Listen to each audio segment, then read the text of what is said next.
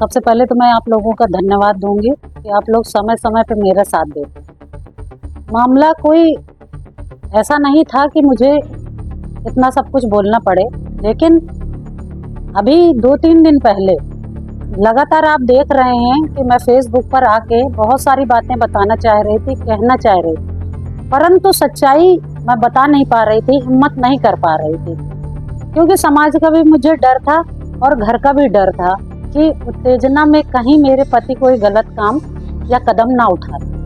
परंतु 2-3 दिन पहले इन्होंने, हमारे जिला अध्यक्ष मोहनलाल ने धमकी भरे लोगों द्वारा मुझे धमकी दिलाई और कहा कि तुम चुप हो जाओ, नहीं तो तुम्हारे पति के ऊपर 76 लगाकर जेल में डाल दिया जाए। इस बात को सुनकर मैं चुप नहीं रह सकी।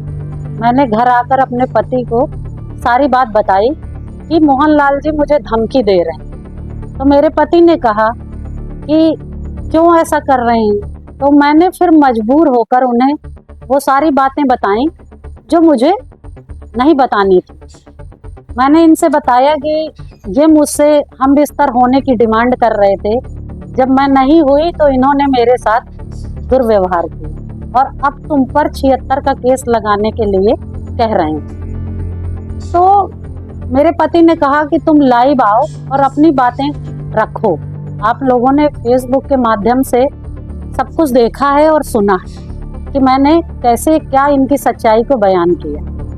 इन्होंने अपने जिला उपाध्यक्ष पंकज द्वारा भी मेरे ऊपर अभी कुछ दिन पहले चरित्रहीनता लगाने का प्रयास किया, उसमें भी कोई कार्रवाई नहीं हुई। इनके प्रिय महामंत्री जयपाल जी, वो भी अक्सर मुझे फोन करके इनके द्वारा कई बातों को मनवाने का प्रयास करते थे इनडायरेक्टली, परंतु मैं सब समझती रही, बात करती रही, क्योंकि मुझे संगठन में काम करने का लगन था। मैं अपनी 10 साल की मेहनत बर्बाद नहीं करना चाहती थी, इसलिए मैं शांत रही। समाज का मुझे डर था कि समाज अक्सर महिला को ही गलत ठहराता है। इन कारणों से मैं चुप रही और बराबर इन लोगों की सारी बातों को अवॉइड करती रही। आज जब मेरे परिवार और घर पर बात आई तो मैं फिर चुप नहीं रह सकी और फेसबुक पर लाइव आकर सारी अपनी व्यथा को मैंने लोगों तक रखी।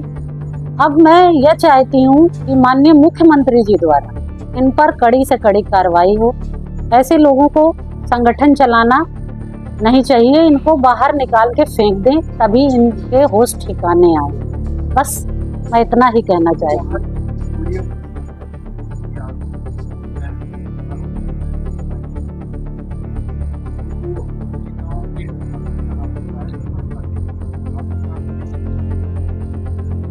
कहीं न कहीं तो आज मुझे यह एहसास हुआ कि पप्पू यादव जी वास्तव में सही कह रहे हैं कि 90% महिलाओं को नेताओं के बिस्तर से ही होकर गुजरना पड़ता, क्योंकि समाज में इतनी गंदगी फैल गई है कि लोग महिला को सिर्फ यूज करने के लिए बैठे।